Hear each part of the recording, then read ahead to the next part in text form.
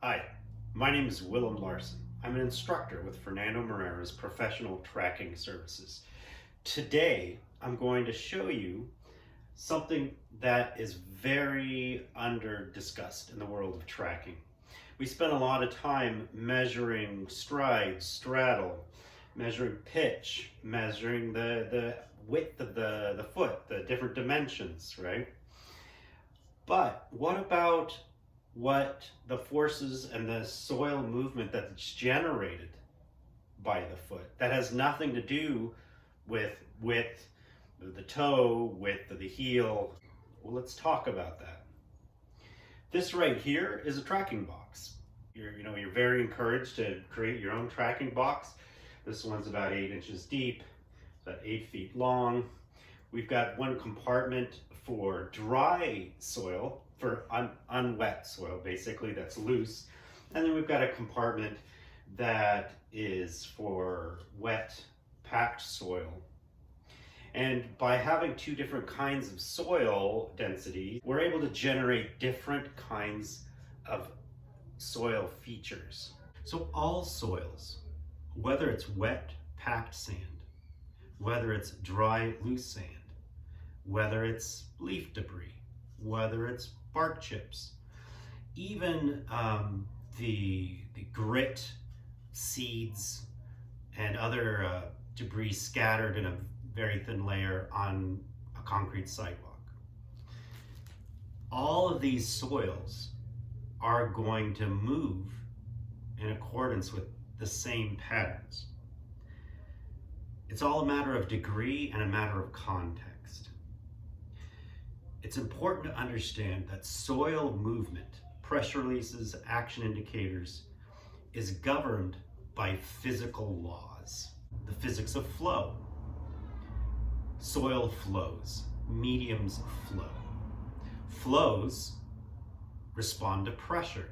They deform under pressure, right?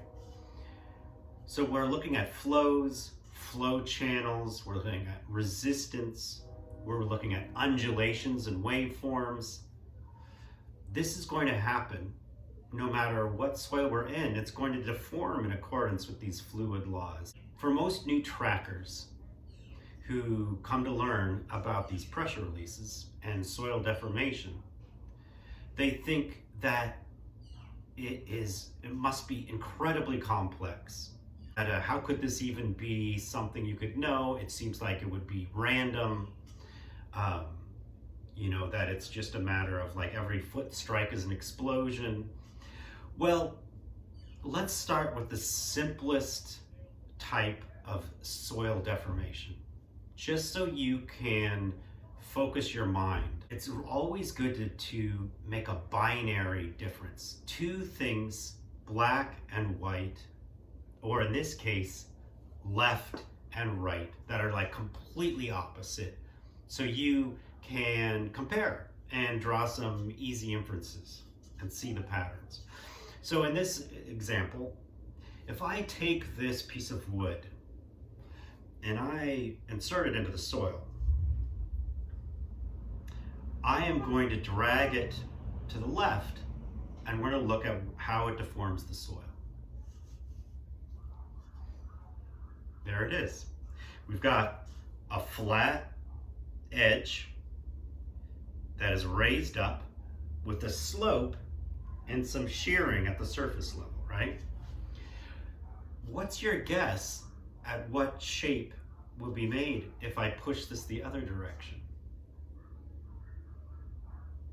It's the exact opposite, right? But how can you be certain? Think about that.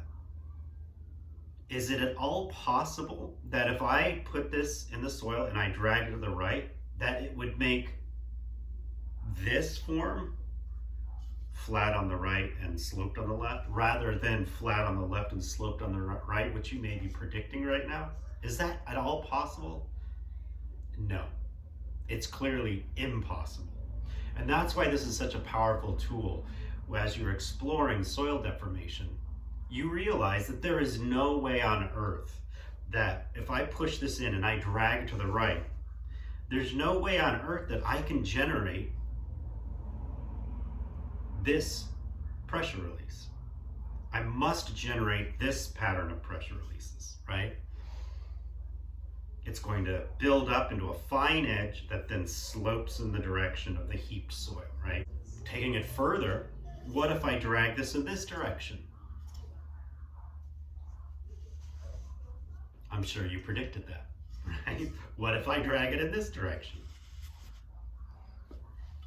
Right? I'm sure you predicted that shape. If I take my thumb and I put it in the soil and I drag it this direction, we get a slightly different effect for a couple of reasons. One reason is the skin on my finger and the muscles actually deform a little under pressure themselves, whereas the wood doesn't under this minimal pressure, right? Another reason is this is so tall that the forces are first forced to deform the soil upwards along the length of the wood, where this is allowed to curve over like a wave. Fluid laws, right? The same thing so now that we know what happens when you drag your thumb to the left, where it tends to dig in, undercut the wall, and then the lip that over here is so upright collapses over the edge. Now you can give me a good guess on what's going to happen if I drag it to the right. We get the mirror pressure release. This is how simple pressure releases can be. All right, let's try this again. This time, I'm going to use a foot strike. I'm going to allow the soil to deform under the compression forces of my foot.